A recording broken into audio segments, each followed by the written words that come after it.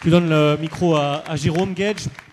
2-3 minutes, Jérôme, si tu veux bien. Oui, non, enfin, je crois qu'on a tous envie d'entendre Emmanuel, Christian et Benoît. Moi, on a beaucoup parlé de bataille culturelle tout au long de ces journées. Et vraiment, en sortant du travail qu'on a mené ici, de celui qu'on a entendu se développer ou se déployer dans d'autres enceintes, je voudrais qu'on parte tous convaincus au moins d'une certitude. Nous ne sommes pas des frondeurs. Nous ne sommes pas des frondeurs. Nous sommes les éclaireurs de la nouvelle gauche. Nous sommes les défricheurs de cette nouvelle gauche qui assumons d'être dans la tradition du socialisme et de la gauche que Pierre Jox nous rappelait tout à l'heure. Et de la même manière que nous ne sommes pas les frondeurs, ils ne sont pas les réformateurs. Ils ne sont que les démanteleurs méthodiques de l'édifice républicain et social de ce pays.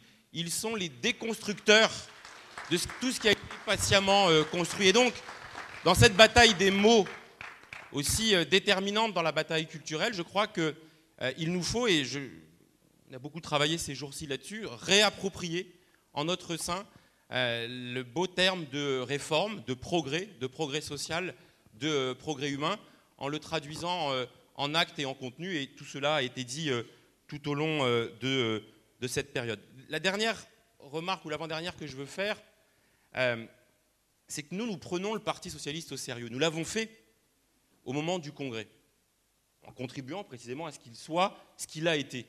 Il ne s'agit pas de faire de triomphalisme dans la période en considérant que ceux des thèmes que nous portons depuis plusieurs années, depuis plusieurs mois, depuis la fin de l'année 2012, tout au long de l'année 2013, eh bien, ils sont pour des bonnes ou des mauvaises raisons aujourd'hui dans le patrimoine commun. Mais sans céder au triomphalisme, il ne faut pas non plus céder à une forme d'autocensure. Il faut aujourd'hui que nous disions que si nous ne sommes pas les frondeurs, désormais les frondeurs, nous savons où ils sont.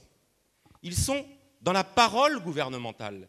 Ils sont dans les coups de sonde et dans les danses du ventre qui sont faites au MEDEF. Et c'est là que se trouve aujourd'hui la fronde. La fronde face au peuple de gauche qui gronde élection après élection et fronde aujourd'hui par rapport à ce qui est désormais le patrimoine du Parti socialiste. Et oui, la bataille de la rentrée, nous l'avons dit, ça va être rappelé dans un instant, ça va être d'être les premiers défenseurs, parce que j'ai peur qu'il en manque singulièrement, du texte adopté par le Bureau national, dont nous devons dire avec force qu'il reprend très largement les combats que nous avons menés. Et d'ailleurs, puisque j'entendais Emmanuel Macron dans ses provocations régulières, destinées d'ailleurs à polluer l'université de La Rochelle, et se plaindre de ne pas avoir été invité, moi je lance la proposition à Jean-Christophe Cambadélis d'inviter Emmanuel Macron à venir s'exprimer devant le Bureau national du Parti socialiste pour que nous puissions avoir le débat avec lui et que, d'une certaine manière, il puisse mesurer à quel point il est aux antipodes de ce que nous portons désormais dans le parti. Et enfin, ma dernière remarque, mais Mehdi vient de le faire, Jaurès, dont on a parlé ce matin, disait que sans le socialisme, la République est vide,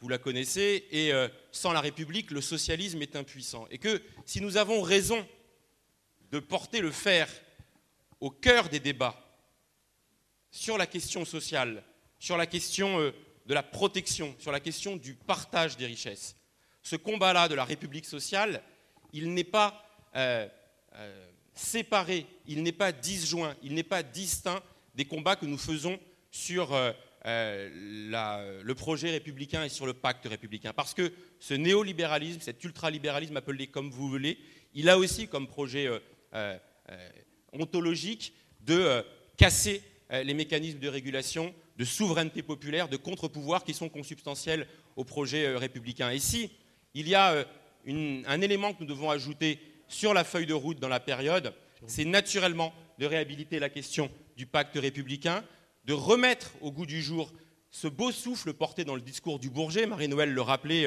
hier soir. Il n'était pas dans la plénitude, mais il y avait cette espérance, et notamment sur la question de l'égalité. Et moi, j'insiste sur un des combats dans l'année à venir, qui est un combat politique, qui est un combat aussi électoral, parce qu'il ne faut pas avoir peur de joindre les deux éléments, qui est la désespérance que nous avons fait naître sur le terrain de l'égalité, sur le terrain de la lutte contre les discriminations, du CV anonyme à l'absence de politique de lutte contre les discriminations. Nous sommes aussi forts sur la question sociale et sur la question de l'égalité, et c'est le meilleur moyen de combattre les communautarismes et les replis sur soi que Mehdi évoquait à l'instant. Voilà des beaux éléments pour appréhender l'année. Merci beaucoup, Jérôme. Bien.